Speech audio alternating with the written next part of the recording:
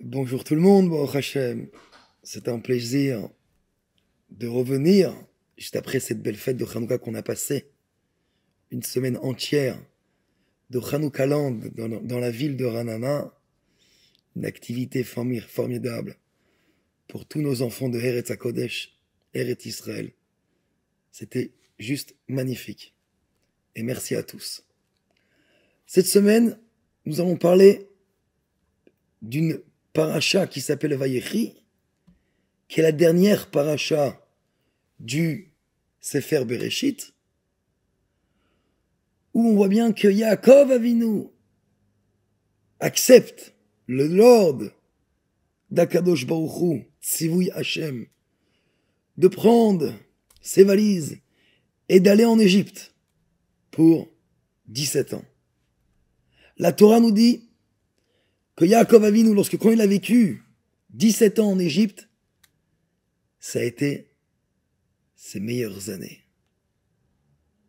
Vayechi Yaakov. Yaakov a vécu 17 ans et il n'y a pas un moment où ça a été difficile pour lui. Toutes ces années-là dans lesquelles il a passé en Égypte, ça a été merveilleux. Vayechi qui veut dire la vie.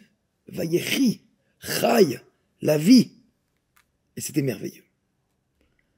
Il y a bien sûr un des tzadikim Chabad, un des Rebbeim Chabad, qui s'appelait le Tzemach Tzedek.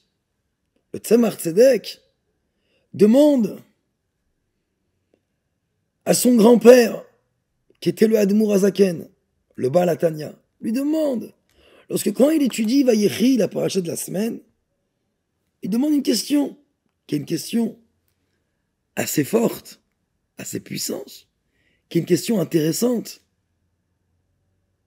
Comment il est possible que Yaakov Avinu, ses plus belles années, étaient en Égypte? Yaakov était en Eretz Israël. Il a passé des très bons moments là-bas. Et le Tzemach Tzedek demande à son grand-père, au Admour Azaken, Baal Hatanya, Rabbi Shlomo Zalman Milyadi, il lui demande, les plus belles années étaient en Égypte. 17 ans. Comment c'est possible? Alors, bien sûr, le texte nous répond dans la Torah, ce que le Admour Azaken répond à son petit-fils, que c'est écrit, Vet Yehuda Shalach Lefanav. Yaakov, quand il a entendu la nouvelle que son fils Yosef se trouve en Égypte, ou à ce moment-là, Kadosh Baruch Hu lui a demandé, va en Égypte. Qu'est-ce qu'il a fait la première chose? Il a envoyé son fils Yehuda pour lui dire, voilà, tu vas là-bas maintenant, le Hatkin Lo Bet Talmud, de vite y aller maintenant là-bas, et de monter une yeshiva, de monter un kollel, de monter un betrabad, de monter un baté midrash, un endroit d'étude, un endroit où on peut se poser et étudier la Torah. Ah oui, c'est vrai que c'était bien avant Matan Torah, mais on nous dit que les Avot, nos patriarches, pratiquaient la Torah, même bien avant avoir reçu la Torah. Et Yehuda prend la route et il va là-bas, où cet endroit bien sûr s'appelle Eretz Goshen en Égypte, en Mitzrayim. Et de là-bas, cette yeshiva qu'il a montée a permis à tous les shvatim de pouvoir se poser et étudier la Torah.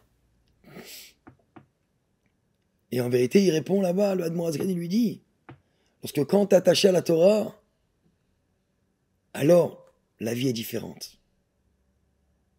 C'est une belle vie. Mais quand tu es attaché à la Torah, dans laquelle tu pratiques la Torah, alors là, tu vis bien la chose. Une Torah a été donnée par Akadosh Baruch Hu. A été donnée pas comme une histoire ou une Torah a été nous donnée Yom Yom, Asher Bachar Banu Mikol Ha'amim Venatan Lanu et Torato. La Torah nous a été donnée. Mais la Torah nous donne chaque jour. On vit la Torah tous les jours. Et vu que les Shvatim ont vécu avec cette yeshiva, où là-bas, ils ont étudié la Torah, alors pour eux, ça a été très beau. Pour eux, ça a été une très très belle année, 17 ans d'année, où Yaakov a pu partager un moment d'étude de Torah avec toute sa famille ensemble. Il était aussi avec Yosef. C'est pour ça que ça a été une très belle année. C'est pour ça que ces 17 ans-là, c'était des années magnifiques, extraordinaires pour Yaakov. Maintenant, il faut savoir que c'est quoi le message qu'on peut prendre aujourd'hui? Quel est le message que nous, on peut prendre aujourd'hui dans le monde dans lequel on vit? On est en Eretz Israël, Baruch Hashem. Mais il y a des fois des moments difficiles, où on se sent un peu en galoute, où on se sent un peu en Égypte. Alors oui, nous sommes en Eretz Israël, Baruch Hashem. Mais il y a des moments difficiles. Il y a ceux qui ont du mal à étudier la Torah. Il y a ceux qui ont du mal à faire des mitzvot. Il y a ceux qui ont du mal à faire des bonnes actions. Viens ici, le rabbi nous dit que notre rôle aujourd'hui à nous, c'est quoi? C'est notre rôle à nous aujourd'hui, c'est que même si des fois tu te sens un peu en galoute, ou tu te sens un peu des fois en Égypte, ou tu te sens un peu dans des moments difficiles, comme Yaakov, il s'est senti en Égypte, mais ça a été un endroit difficile, pourtant il a quand même ouvert une yeshiva. Dans l'endroit où il y a de l'obscurité, c'est là-bas où tu dois ramener de la lumière. Un endroit rempli de lumière, où tu allumes un peu de lumière, tu ne vois pas la lumière. Pour connaître la lumière, il faut d'abord connaître l'obscurité. Dans un endroit obscur, c'est là où tu mets de la lumière, tu vois la lumière directement. Yaakov a compris que malgré que nous sommes en Égypte, c'est pas pourtant qu'on va y dire « Ah, l'autre Tsarir, il n'y a pas besoin. En Eretz Israël, ça m'a comme Kadosh. Là-bas, je vais rester Kadosh. Mais du moment où je sors d'Eretz Israël, je peux me permettre de quoi? De dire « Il n'y a pas besoin, je suis en vacances. Je suis avec mes enfants. » La Torah doit être partout autour de chacun de nous. Que tu sois en Eretz Israël, ou que tu sois en Égypte, ou que tu sois peu importe où dans le monde, la Torah doit être près de toi. 24 heures sur 7. Car c'est ça qui te donne la vraie vie. De pouvoir vivre chaque jour et aimer vivre. Bien ici, le Rabbi nous dit que notre rôle aujourd'hui, c'est quoi? C'est que on va pas te demander de foncer en Égypte. Pas ça qu'on te demande. Ou d'être en galoute. Si maintenant tu te trouves dans un endroit où c'est difficile, où tu penses qu'on a besoin de toi, alors fais une bonne action. Ouvre une yeshiva. Ouvre un betrabad. Fais une mitzvah. Dans un endroit où on se trouve, on a besoin de toi. Sois l'homme présent. Et là, le rabbi il explique, il dit que quand tu montres ta présence dans un endroit où, des fois c'est difficile pour certains, tu vas mettre une bonne action, tu vas faire une mitzvah, vayechi, tu vas vivre encore mieux.